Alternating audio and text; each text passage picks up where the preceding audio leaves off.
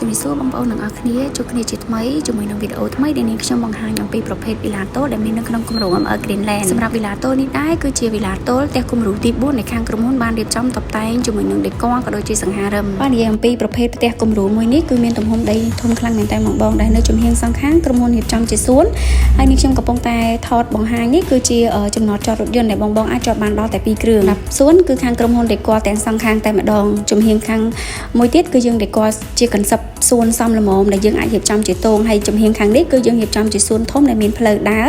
ទៅបន្ទប់ផ្ទះកញ្ចក់នៅខាងក្រោយសម្រាប់ប្រភេទវីឡាមួយនេះគឺយើងមានផ្ទះកញ្ចក់មួយទៀតដែលខាងក្រុមហ៊ុនដេក័រជាកន្សឹបបែបបងប្អូនអាចជួបជុំជាការញ៉ាំអីឬក៏ជាបន្ទប់ប្រជុំឬក៏ជាកន្លែងជួបជុំដែលមាន party ព្រោះយើងមានដេក័រជាមួយនឹងទូតាំងនិងមីនីបារដូចគ្នាតែដោយសារអត់ទាន់ហើយនេះខ្ញុំអត់ទាន់បាន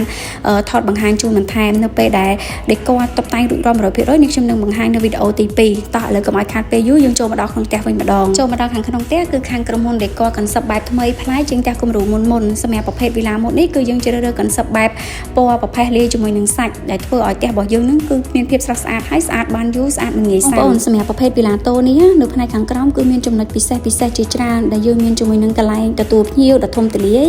យើងមាន hall ជាមួយនឹងសម្រាប់យើងរៀបចំជា console យើងមាន space សម្រាប់យើងដាក់តុបាយបានយ៉ាងធំសម្រាប់តុបាយនេះបងប្អូនអាចអង្គុយញ៉ាំជួបជុំគ្រួសារបានដល់តែ8ទៅ10នាក់ហើយយើងមាន space សម្រាប់ដេក័រទូតាំងស្រានិងទូតាំងកៅចានបានយ៉ាងងាយស្រួលទៀតផងចូលមកដល់ខាងក្រោយនេះគឺខាងក្រុមហ៊ុនធ្វើជាចង្ក្រានបាយសម្រាប់ចង្ក្រានបាយនេះគឺយើងរុញមកផ្នែកខាងក្រោយតែម្ដងសម្រាប់ដេក័រគឺយើងដេក័រជាកន្សឹប L ដែលងាយស្រួលមែនតើនៅក្នុងការបងប្អូនចំអិនដែលយើងបែងចែកកន្លែងចំអិនម្ហូបអាហារកន្លែងលាងចាននិងកន្លែងទុកដាក់ពិសេសគឺខាងក្រុមហ៊ុនបានដេក័រជាមួយនឹងទូតាំងលើក្រោមដែលងាយស្រួលបំផុតសម្រាប់ឲ្យបងប្អូនទុកដាក់ចានឆ្នាំងបានយ៉ាងពេញចិត្តតែម្ដង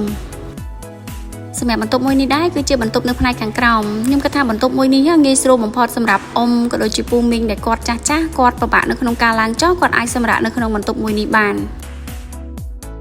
សម្រាប់បន្ទប់នេះដែរគឺជាបន្ទប់ពិសេសបំផុតនៅក្នុងផ្ទះទាំងមូលគឺជាបន្ទប់មេគ្រួសារសម្រាប់បន្ទប់មេគ្រួសារគឺខាងក្រុមហ៊ុនដេក័របែបថ្មីប្លែកមែនតើសម្រាប់បន្ទប់មេគ្រួសារគឺយើងមានវេរ៉ង់ដាដ៏ធំទូលាយដែលយើងអាចចេញទៅស្រស់បរិយាកាសនៅខាងក្រៅបានតែមានភាពងាយស្រួលគឺនៅក្នុងបន្ទប់តែមួយគឺយើងអាចបែងចែកដាច់ជាមួយនឹងកន្លែងគេងកន្លែងមើល TV និងកន្លែងដាក់សម្លៀកបំពាក់កាបូបស្បែកជើងបានយ៉ាងងាយស្រួលទាំងនេះហើយដែលធ្វើឲ្យបងរស់នៅប្រកបដោយឯកជនភាពតែម្ដង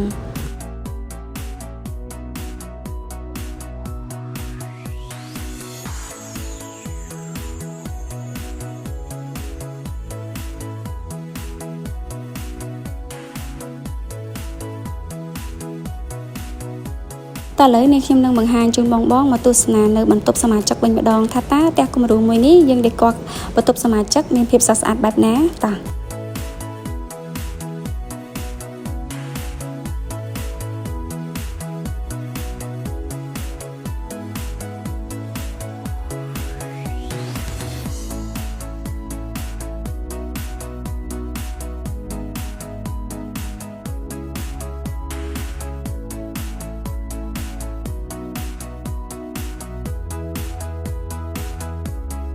អញ្ចឹងសម្រាប់បងដែលទស្សនាវីដេអូនេះដល់ចប់បងមានចំណាប់អារម្មណ៍បងអាចឆាតចូលទៅក្នុង page ឬខលតាមលេខខាងលើនៃវីដេអូនេះបានសម្រាប់ព័ត៌មានលម្អិតនេះខ្ញុំនឹងផ្ដល់ព័ត៌មានជូនបងកាន់តែច្បាស់សូមអរគុណ